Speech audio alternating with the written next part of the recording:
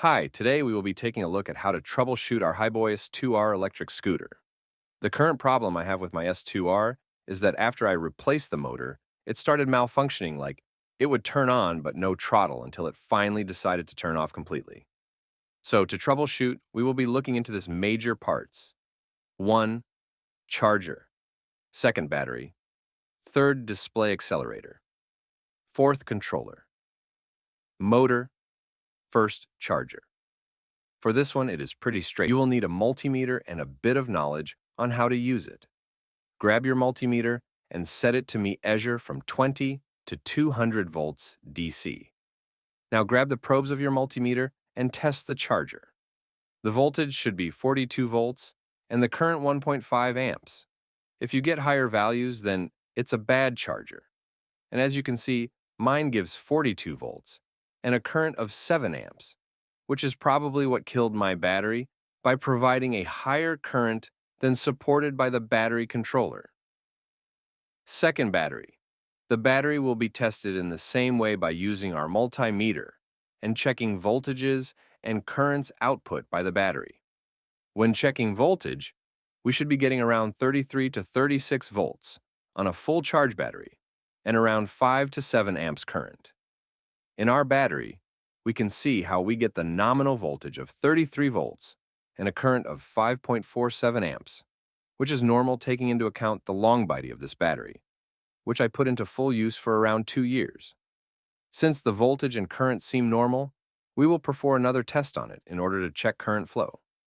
We will connect the battery to a DC power supply and set the voltage to 30 volts and the current at 1 amp in order to not disrupt the battery even further. We should expect the current to variate due to current flow, and we should see some power watts.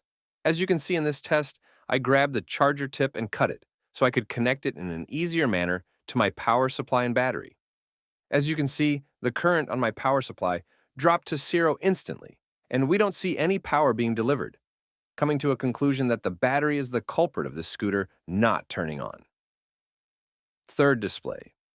Since we now know the battery is the failing component, we can also test the remaining overall part of the circuit in the scooter.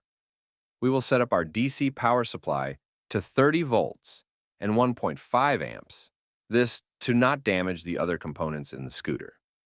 Now we will connect our positive and negative terminals to the scooter terminals. Left being positive and right being negative, always double-check your connections as wrong polarity can damage the other components in the scooter.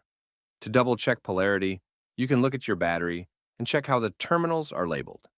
The terminals in the battery should be labeled as plus, A, B, minus. Now check that your connections are only touching those terminals and nothing else. Now that everything is connected correctly, you can turn on your power supply.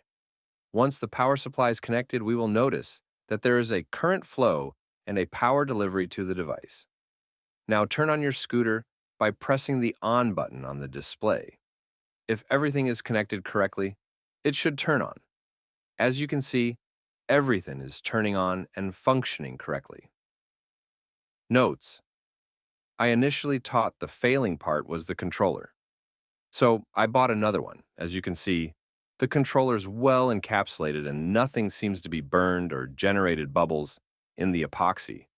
Also, the capacitor in the outside is not bursted or inflated, meaning that this is a good functioning controller. I also thought that the handlebar display was not working, but since I had an other replacement in hand, I simply disconnected the current one and plugged the other one. But the error continued. The handlebar should only be replaced when getting a software error message such as E4. All error messages, you can find them on the Hiboy page, which by the way is not really helpful at providing troubleshooting in some cases.